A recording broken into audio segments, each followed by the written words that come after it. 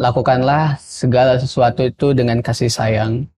Karena kasih sayang ini akan menciptakan sebuah rasa yang dinamakan cinta. Dan cinta ini akan menjadikan semua pekerjaan ataupun semua kegiatan itu dengan rasa ikhlas. Kita dari Paguyuban Mojang Jayaka mempunyai program yang namanya Ngaprak Ulin Garut. Jadi itu program tersebut adalah program kami untuk memperkenalkan, mempromosikan pariwisata, kebudayaan, ekonomi kreatif melalui basis digital. Bagaimana caranya kita menjadikan Indonesia generasi emas, ubahlah kualitas diri kita, terutama untuk anak-anak muda. Tentunya anak muda ini mempunyai potensi untuk menjadikan Indonesia ini mewujudkan Indonesia generasi emas. Selanjutnya Kang mengenai ke bahasa Inggrisan kalau boleh Kang. Seberapa penting bahasa Inggris menurut Kang Syahril? Penting bahasa Inggris ini akan menjadi salah satu komunikasi ataupun menciptakan generasi yang bagus juga. Dengan cakap berbahasa Inggris, kita akan bisa menyaingi negara-negara luar.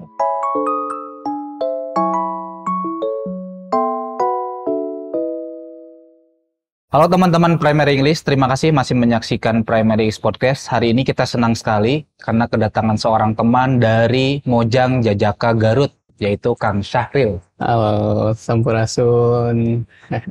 Kang Syahril, apa kabar hari ini Kang Syahril? Kabar baik hari ini, Alhamdulillah. Di pagi hari ini sungguh ceria. Bisa ketemu sama Primary English. Sebelumnya kita mengucapkan terima kasih Kang, sudah berkenan menyempatkan waktu gitu ya, menschedulkan acara bersama Mojang Jayaka Garut. Selanjutnya Kang, sebelum kita ngobrol lebih jauh, biasanya kita pengen nanya dulu background dari Kang Syahril ya, mungkin dari kegiatan sekolahnya, kegiatan organisasi, dan seterusnya. Silakan. Oke, baik. Sebelumnya kami juga ucapkan terima kasih barangkali untuk Primary English yang berkenan mengundang kami diskusi di pagi hari ini. Sebelumnya, perkenalkan saya Syahril doang Kang. Jadi saya tidak mempunyai nama panjang, kemudian usia saya saat ini 21 tahun, dan saat ini juga saya sedang menempuh pendidikan di Universitas Garut, jurusan Ilmu Komunikasi. Dan selain itu juga kegiatan saya tentunya selain menempuh pendidikan di Universitas Garut, saya juga aktif berpartisipasi, berkontribusi di Paguyuban Mojang Jayaka Kabupaten Garut. Dan bulan kali ini, saya sedang menggarap sebuah acara, yaitu Pasanggiri Mojang Jayaka Kabupaten Garut 2023. Selain itu juga, saya aktif di berbagai organisasi, tentunya yang berkecimpung ataupun berkegiatan, fokus kegiatannya di bidang pendidikan juga tentunya. Oke, jadi mungkin ini teman-teman juga sudah pada tahu ya, karena Pasanggiri Mojang Jayaka ini merupakan sebuah acara yang selalu dinantikan oleh warga Garut. Iya, betul. Pertanyaan saya, Kang, kenapa ilmu komunikasi, Kang? Jurusan yang diambil. Oke, pertama realistis ya, karena saya kemarin pertama terdesak, kemudian yang kedua, kenapa ilmu komunikasi? Karena ilmu komunikasi menurut saya itu pas ataupun berdampingan dengan kegiatan sehari-hari saya, tentunya sebagai Master of Ceremony, pemateri, pembawa acara, dan wedding organizer juga. Kemudian saya suka berkomunikasi dengan masyarakat tentunya.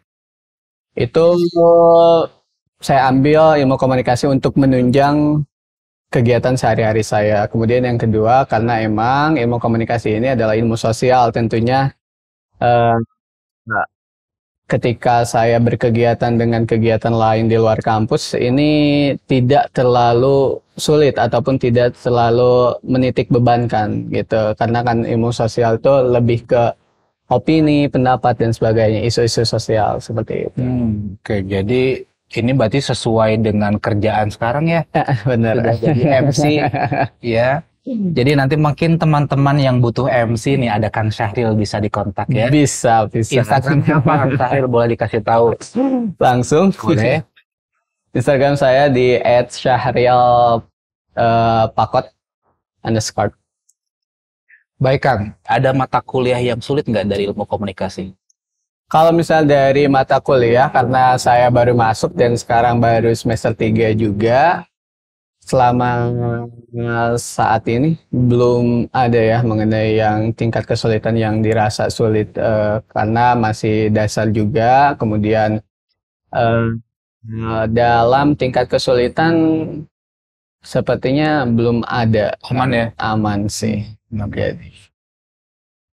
Kalau dari kegiatan Kang, selain kampus ada, tadi kan sudah disebutkan ya, ada aktif di paguyuban, bahkan sedang menyusun dan sedang menyelenggarakan acara Pasanggiri ya. Ada kegiatan lain selain itu Kang yang diikuti di kampus? Di kampus sendiri, kebetulan kalau misalnya di kampus saya no lab Kang. Oke. Saya seperti mahasiswa kupu-kupu, datang kampus, belajar, pulang kampus, belajar, pulang. Karena eh, saya tadinya mau mengambil beberapa ikut serta di kampus, cuman ini terlalu padat di kegiatan di luar. Jadi saya rasa nanti dulu aja di kegiatan di kampus kayak gitu. Kalau misalnya di luar, saya tadi aktif di berbagai organisasi juga dan saya saat ini sedang bikin project sendiri tentunya. Cuman ini pun masih meraba-raba juga. Saya mempunyai sebuah platform ataupun sebuah komunitas yang namanya belum komunitas sih, masih dalam ide sendiri. Rumah Pemimpin ID. Nah, di situ saya ingin menciptakan seorang pemimpin-pemimpin muda tentunya. Cuman itu masih wacana. Jadi belum terrealisasikan kepada masyarakat hanya untuk saya dalam bentuk platform Instagram sharing mengenai bagaimana menjadi seorang pemimpin dari segi pengalaman dan referensi buku-buku lainnya. Oke. Ngobrolin buku Kang. Buku apa yang sedang dibaca saat ini? Saat ini buku yang sedang dibaca yaitu buku Blink. Itu Malcolm Gladwell. Dia menuliskan buku itu bagaimana caranya menentukan keputusan yang cepat dalam berbagai situasi. Itu yang sedang dibaca sekarang. Selain buku Blink yang paling memorable, ada lagi nggak? Ada. Banyak sih sebenarnya.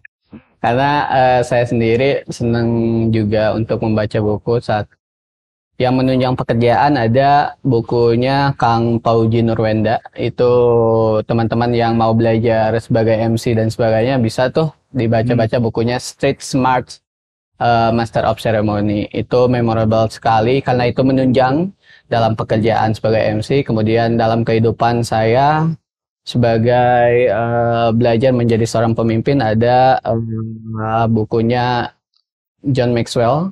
Itu hampir semua rata-rata bukunya mengenai pemimpin. Kemudian saya juga suka buku-buku yang self improvement. Saya baca Atomic Habit, kemudian The Alchemist. Karena kalau misalnya dari teman-teman suka nih buku novel tapi memberikan insight yang bagus banget, ada judul bukunya The Alchemist. Itu menjadikan seorang hidup tuh mengisahkan seorang yang hidup sendiri tapi harus mempunyai makna. Jadi menarik nih ya. Jadi Kang Syahril ini bacaannya juga beragam ya. Beragam. Jadi fiksi dan non fiksi kita sudah dapat tuh beberapa referensi ya. Iya benar. Jadi nanti silakan teman-teman ikuti Kang Syahril ya dan ini gitu ya. Oke, keren. Kalau ini Kang, saya percaya bahwa seseorang itu biasanya ada tokoh ya yang dia anut gitu, atau yang menjadi sosok inspirasi nih. Siapa sih yang menjadi sosok inspirasi Kang Syahril? Banyak. Dari profesi, saya sebagai Master of Ceremony sendiri, saya tokoh idola ataupun tokoh inspirasi saya itu ada Kang Arif Takin. Beliau seorang MC terkenal di Indonesia, juga suka menghandle juga MC artis-artis dan sebagainya. Kemudian kalau misalnya di tokoh kehidupan saya, ada dua tokoh inspirasi bagi saya pribadi. Itu ada John Maxwell, tokoh yang berkecimpung ataupun berkegiatan di kepemimpinan. Kemudian ada juga satu lagi itu Agus Leo, itu orang Indonesia yang memberikan insight yang luar biasa mengenai kehidupan. Jadi iya, saya terkagum-kagum juga nih ya. Ada beberapa nama-nama yang baru saya dengar gitu ya, dan beberapa ada sih yang saya tahu gitu juga ya. Baik Kang, tadi disebutkan beberapa kali MC, MC dan MC. Ini hobinya atau emang cita-citanya mau jadi MC atau gimana Kang?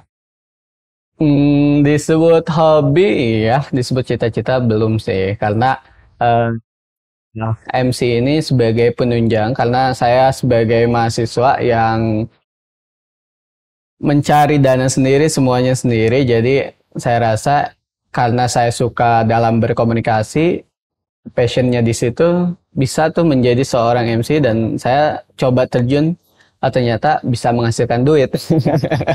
Makanya saya lebih menggali lagi bagaimana di dunia MC seperti apa, dan ternyata udah menjadi kebiasaan dan passionnya ternyata di situ. Tapi kalau misalnya menjadikan cita-cita, saya rasa bukan ke situ sih arah. Nah, jadi sambil dijalanin aja dulu ya. Benar, karena saya juga sebagai mahasiswa dan sebagai MC bukan sebuah pekerjaan juga, tentunya freelance lainnya, bahasa gaul nama. Jadi menjadi seorang MC itu menambah kesenangan karena saya juga senang membantu orang lain. Jadi awal mulanya kan kalau misalnya menjadi MC, kalau misalnya orang lain nanya misalkan tarif harganya berapa, soknya berapa.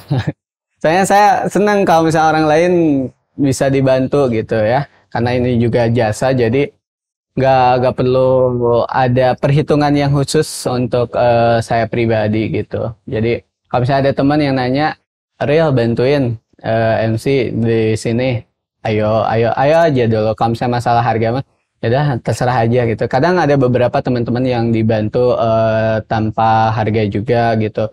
Kemudian saya senang kalau misalnya orang yang saya bantu itu bahagia gitu. Jadi menimbulkan candunya di situ. Seperti itu. Luar biasa ya, menarik ya. Kalau saya boleh ngangkat ke belakang lagi nih Kang ya, boleh. Sahril kecil yang dulu itu emang cita-citanya apa nih? Sahril kecil untuk cita-citanya itu saya dulu dokter dan tentara. Cuman ini terpatahkan ketika saya menjadi seorang tentara tuh terpatahkan ketika SMP. Saya mengalami patah tulang sebanyak 2 kali di sini, sehingga tulang. Lagi main atau olahraga? Basket. Oke. Pertama itu parkour. Saya karena senang karena masa kecil ya, jadi senang parkour. Kemudian tiba-tiba patah tulang, tangan sebelah kiri ini kayak bengkok gitu, kayak sulit. Terus yang kedua saya patah ketika basket.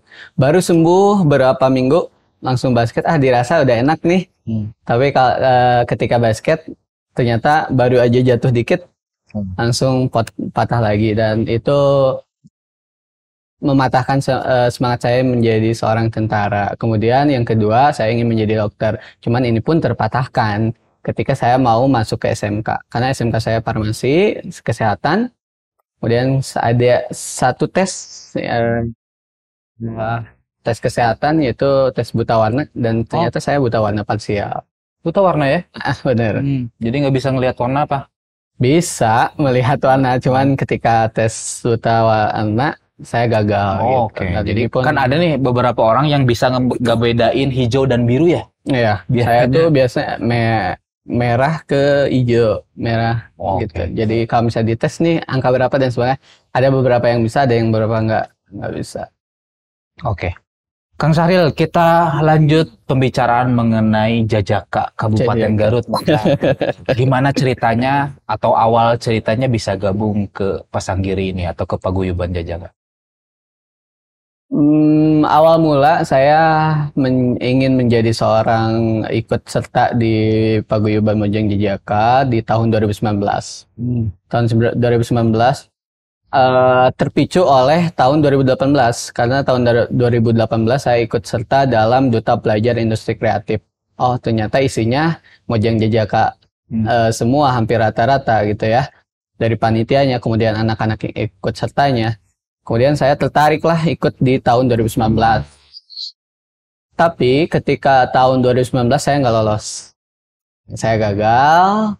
Kemudian saya mengikuti ajang-ajang lain, pageant lain, duta pendidikan di Jawa Barat. Kemudian tahun 2022 kemarin karena sempat vakum selama COVID, jadi ada lagi di tahun 2022. Saya ikut dan akhirnya kesempatan yang kedua saya mendapat kesempatan bergabung di Paguyuban Mojang Jajaka. Jadi saya karena ingin gabung di Mojang Jajaka, lihat anak-anak Moka tuh keren dan orang tuh melihat Moka, ini Mojang Jajaka gitu. Jadi menarik untuk branding diri sendiri dan menarik untuk menaikkan value yang saya miliki sehingga gitu. Pelajaran apa yang bisa diambil Kang? Mungkin bisa share ke teman-teman. Ini kan dari 2018 belum masuk, 2019 ngikutin yang lain dulu, hingga akhirnya masuk di 2022. Mungkin ada tips gak buat teman-teman yang pingin ikutan tahun depan nanti nih? Oh iya. Kalau misalnya tips mengikuti ajang-ajang Mojang Jajaka tentunya harus ada beberapa persiapan karena dari 2019 juga itu saya mengevaluasi bahwa saya belum siap gitu menjadi seorang Mojang Jajaka. Jadi buat teman-teman nih, kalau misalnya dirasa dari teman-teman sendiri ingin bergabung menjadi seorang Mojang Jajaka ataupun di ajang lain ya, ini tidak berlaku hanya di Mojang Jajaka. Yang pertama, siapkan diri teman-teman, kenali diri teman-teman itu seperti apa, kemudian gali potensi yang dimiliki, kelebihan dan kekurangan dari teman-teman itu seperti apa, gitu. Kemudian yang kedua, siapkan juga mental, gitu. Karena kita tentu ikut ajang-ajang seperti itu, lawannya tidak hanya orang-orang biasa, tapi kita akan melawan orang-orang yang tentunya hebat. Ya. Jadi kita harus siap mental, jangan sampai kita ketika ingin mengikuti udah siap dalam segi preparationnya, tapi ketika audisi ataupun ketika hari H pelaksanaannya kita udah minder dengan orang-orang lain. Makanya mental itu sangatlah penting untuk dipersiapkan seperti itu. Kalau Kang Sahril sendiri masih ingat nggak kekuatan Kang Sahril bisa masuk di 2022 itu kira-kira apa ya? Di 2022 karena saya juga ketika ikut ajang-ajang seperti itu saya selalu melihat Pattern. Iya, pattern bisa, tapi saya melihat dulu ini si peserta yang lain gitu. Saya melihat peserta yang lain, oh ini kelebihannya di sini, kekurangannya di sini, saya masuk. Nah, itu menjadi sebuah kekuatan bagi saya. Yang pertama adalah saya mempunyai pengalaman yang lebih di antara teman-teman yang lain gitu. Dengan beberapa ajang yang saya ikuti, saya ketika mengikuti ajang lain, tentunya di Paguyuban kemarin, di Pasanggiri kemarin, saya sudah tahu aturan mainnya seperti apa gitu. Jadi saya masuk celahnya ke sana, kemudian menjadi keunggulan saya juga ataupun kelebihan saya dari sisi lainnya dalam segi pribadinya itu saya memiliki komunikasi yang baik menurut saya gitu ya. Dan orang-orang lain belum memiliki, ada beberapa yang memiliki tapi saya bisa lebih dari mereka. Kemudian yang ketiga berartinya saya memiliki persiapan yang matang untuk mengikuti ajang Mojang Jajaka tahun 2022 karena Hamin 3 bulan sebelum kegiatan saya sudah persiapan. Mulai dari unjuk kabisa, kemudian bahasa Inggrisnya, kemudian saya latihan interview, wawancaranya seperti apa. Saya gali di situ. Oke, jadi ini Kang Sahril ini benar-benar mempersiapkan ya. Betul. Jadi saya jadi teringat salah satu mahfudot nih Kang. Gimana tuh? Yang man aropa budak sapa ada. Ini Kang Sahril pasti tahu mahfudot itu ya. Ya, jadi barangkali barang siapa yang tahu jauhnya sebuah perjalanan, maka dia akan mempersiapkan. Jadi itu pas banget gitu. Orang yang selalu mempersiapkan segalanya. Benar. Karena saya kira persiapan itu penting banget dan persiapan itu nggak hanya sekali, tapi persiapan. langsung kita eksekusi seperti itu. Keren, keren. Ada perbedaan nggak sih Kang Syahril yang sebelum masuk Mojang, Jajaka maksudnya ya, dengan Kang Syahril yang sudah masuk? Ada banget, banyak banget. Ketika sebelum saya masuk ke Mojang Jajaka dan sesudah saya masuk ke Mojang Jajaka, tentunya banyak banget perubahan, mulai dari personality dalam diri saya pribadi. Ketika sebelum masuknya Paguyuban Mojang Jajaka, saya nggak tahu bagaimana ketika bertemu orang lain ataupun ketika bertugas menghadapi para pejabat dan sebagainya. Sikap apa yang harus dilakukan, etika apa yang harus dilakukan, itu saya belum tahu ketika belum bergabung di Mojang Jajaka karena belum mempunyai pengalaman ke sana. Kemudian dalam segi pengetahuannya juga, ketika saya bergabung di Mojang Jajaka itu memicu ataupun terus memaksa pengetahuan saya untuk terus berkembang mengenai pariwisata, budaya, dan ekonomi kreatif, ataupun karena menjadi seorang Mojang Jajaka tentunya mempunyai beban moral yang sangat tinggi gitu. Anda sebagai Mojang Jajaka berarti masyarakat tidak mau tahu bahwa kalau misalnya ditanya harus tahu gitu. Kalau misalnya ada orang yang nanya karena mempunyai gelar menjadi seorang Mojang ataupun Jajaka, berarti kita harus siap untuk menjawab itu. Otomatis itu memicu saya untuk terus belajar pengetahuannya yang secara luas, entah itu di Kabupaten Garut ataupun luas. Keren. Kalau dari segi program nih Kang yang sudah dijalankan, ada program yang paling seru nggak menurut Kang Syahril kemana? Dari Mojang Jajaka. Ada. Kita dari Paguyuban Mojang Jajaka mempunyai program yang namanya Ngaprak Ulin Garut. Jadi itu program tersebut adalah program kami untuk memperkenalkan, mempromosikan pariwisata, kebudayaan, ekonomi kreatif melalui basis digital, yaitu Instagram. Kita lihat bahwa Reels di Instagram itu mempunyai peluang yang sangat tinggi. Otomatis kita terjunnya ke situ. Dan di samping itu juga karena kita juga sebagai mitra dari Dinas Pariwisata dan Kebudayaan Kabupaten Garut dan Jawa Barat, ada sebuah program yang namanya Smiling West Japa. Smiling West Japa ini kita hampir sama dengan program yang telah kami lakukan. Ketika program Ngaprak Ulin Garut ini dilakukan, itu mempunyai kesan yang sangat luar biasa karena kita melakukan program ini sambil main, gitu. Kerja sambil main. Kerjanya main, mainnya sambil kerja. Banyak gitu. Seperti itu. Jadi itu sangat berkesan karena kita juga bisa mendapat insight baru, kemudian relasi yang sangat luas gitu. Misalkan kita akan menjelajah Situ Bagendit, otomatis kita masuknya kita gratis, kemudian kita menikmati fasilitas dan kita tentunya tahu tempat-tempat di daerah Kabupaten Garut. Menyelam sambil minum air. Betul. Harapan Kang, apa harapan Kang Syahril untuk Moka Garut ke depannya? Banyak. Harapan saya pribadi untuk Paguyuban Mojang Jajaka Kabupaten Garut tentunya satu, tetap menjadi wadah bagi muda-mudi di Kabupaten Garut ataupun biasanya kami menyebutnya Nonoman Sunda Kabupaten Garut, menjadi wadah untuk meningkatkan potensi ataupun skill yang dimiliki oleh pemuda-pemudi di Kabupaten Garut. Kemudian yang kedua, harapan saya pribadi untuk Moka Garut selalu memberikan manfaat bagi masyarakat di Kabupaten Garut. Tentunya sebagai sebuah paguyuban yang berfokus meningkatkan potensi yang dimiliki oleh anak muda, ini menjadi sebuah kebermanfaat yang luar biasa untuk Kabupaten Garut.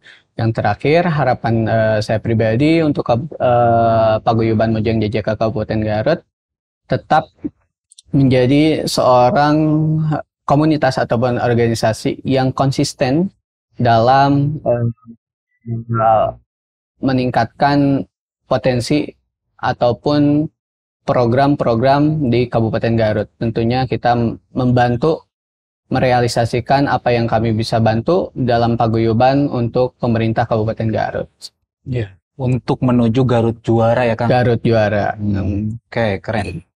Kang Syahril, tadi Kang Syahril menarik sekali gitu ya, Hmm.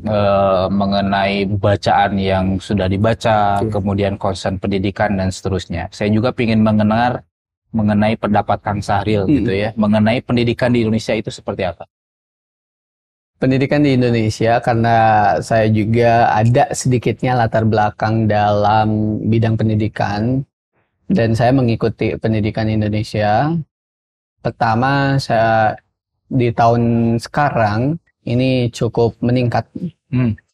cukup ada perubahan, terutama dalam segi kurikulum ataupun dalam segi penyampaian kepada anak didik. Saya rasa pendidikan di Indonesia ini meningkat, cuman ada beberapa juga yang ingin saya sampaikan, terutama dalam segi kualitas pendidik gitu. Hmm. Karena ini sangat disayangkan juga gitu. Karena munculnya sebuah anak yang memiliki kualitas pendidikan yang baik itu tergantung pada seorang pendidiknya ataupun gurunya gitu. Meskipun ada beberapa program untuk meningkatkan kualitas pendidikan yang baik, terutama kualitas pendidik ataupun guru ditingkatkan melalui beberapa program kayak program-program yang telah ditentukan oleh Mas Nadiem Makarim gitu ya.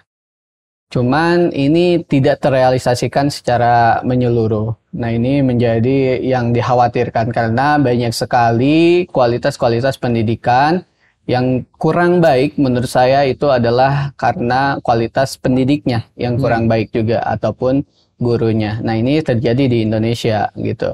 Ada beberapa guru yang karena kita juga menganut sistem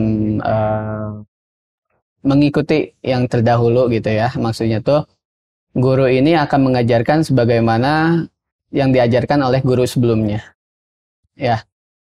Nah, ini pun menjadi sebuah problem ataupun permasalahan bagi di Indonesia sendiri. Gimana caranya kami harapkan pendidikan di Indonesia sendiri itu tercipta sebuah mutu kualitas pendidik yang baik untuk menciptakan anak pendidik yang baik juga itu. Karena emang ada istilah buah nggak akan jatuh dari pohonnya kayak gitu.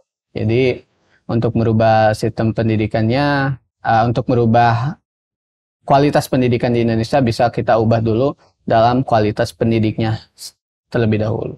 Oke, menarik. Jadi kualitas pendidiknya Pendidik. ya yang ingin Kang Syahril sampaikan supaya lebih bermutu lagi.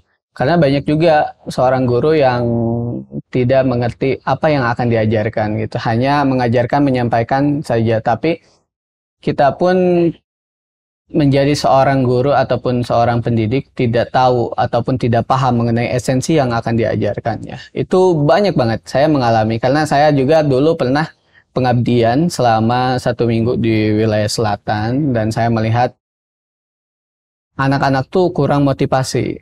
Anak-anak kurang apa sih mereka belajar itu untuk apa? Esensi-esensi seperti itu sebenarnya harus disebarkan kepada anak-anak karena mereka kalau misalnya diajarkan hanya misalkan pelajaran saja itu saya rasa pendidikan di kita nggak akan maju-maju. Tapi kita perlu menanamkan apa sih esensi kamu belajar, apa sih esensi kamu tujuannya datang ke sekolah itu seperti apa. Nah, di kualitas guru kita belum sampai ke sana. Tapi mereka hanya ya menjadikan guru ini sebagai profesi, mengajar sudah. Tapi tidak ada rasa ingin mengubah. Nah, seperti itu.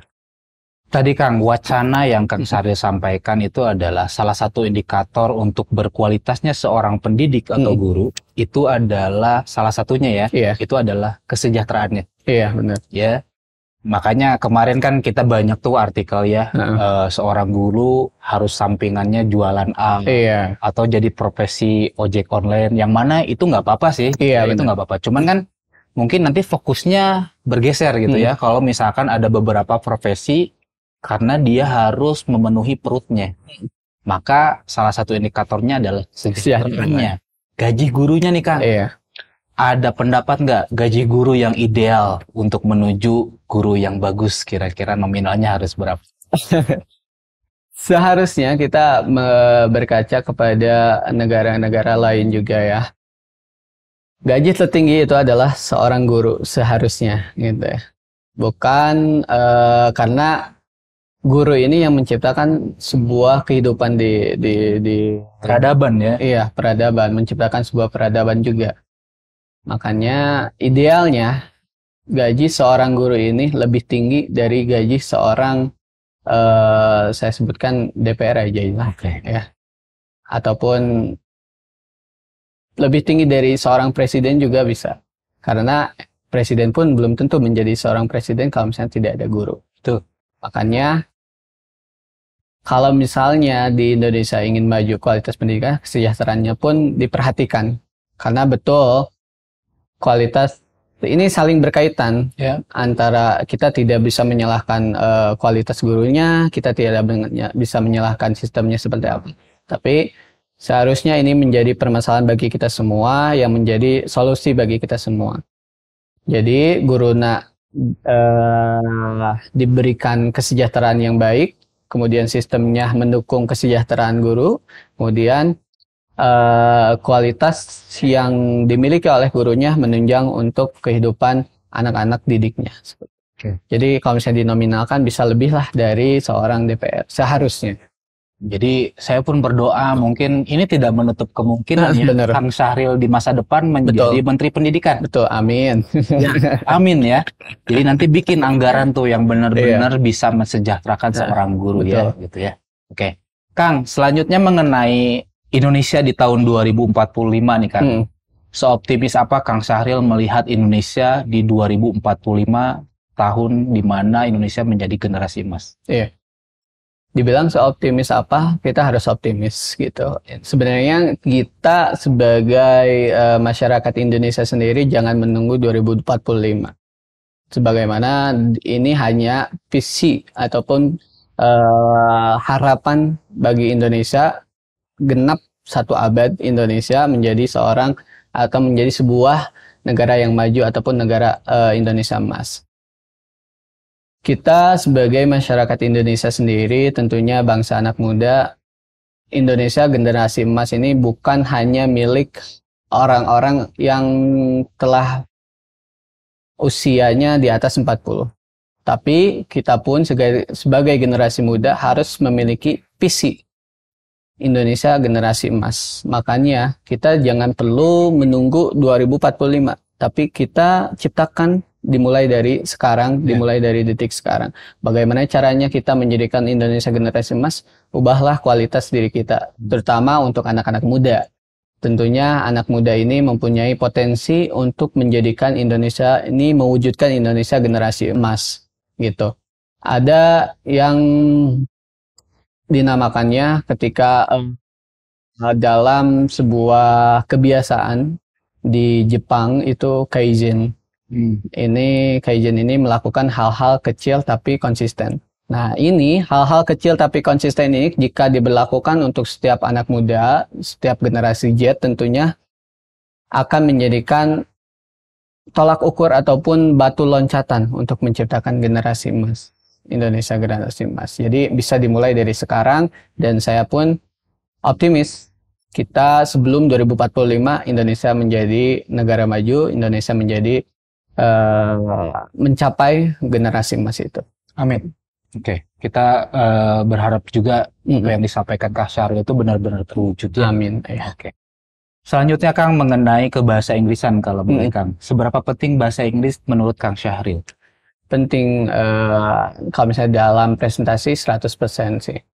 Kenapa? Karena kita pun sebagai anak muda, tentunya orang Indonesia sendiri, banyak generasi muda sekarang yang mengatakan ketika ingin belajar bahasa Inggris tuh, jangan soal bahasa Inggris, bahasa kita aja maksimalkan ataupun namanya tuh budayakan. Tetapi kita sebagai generasi yang berpikir secara luas, kita nggak bisa berpikir seperti itu aja. Bahasa Inggris ini akan menjadi salah satu komunikasi ataupun menciptakan generasi yang bagus juga. Kenapa? Karena kita dengan cakap berbahasa Inggris, kita akan bisa menyaingi negara-negara luar.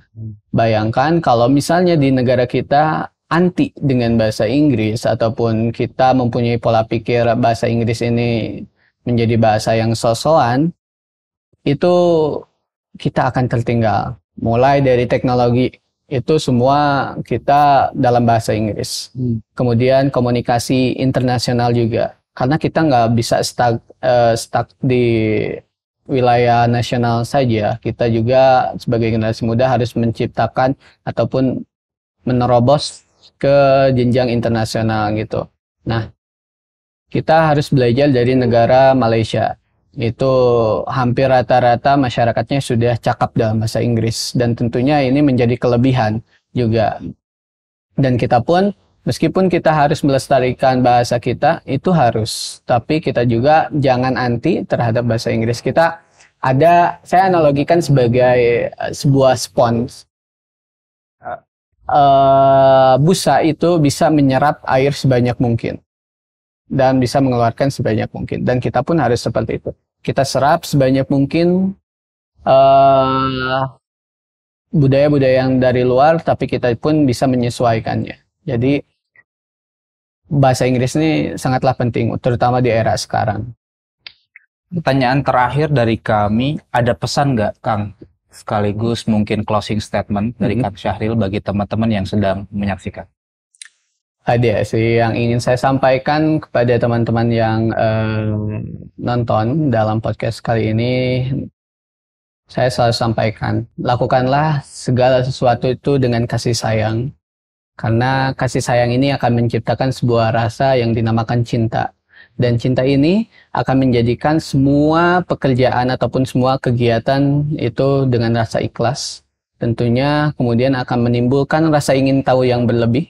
Dan menemani langkah dari teman-teman itu penuh dengan kebijaksanaan. Karena belajar dari kata filsafat yang berasal dari Philen dan Sophia.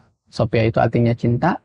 Oleh karena itu, cinta ini menimbulkan kebijaksanaan yang luar biasa, mencari rasa ingin tahu yang tinggi. Seperti itu. Oke, hatur nuhun nih Kang. Ya, sama-sama. Untuk obrolannya yang luar biasa hari ini ya Kang ya.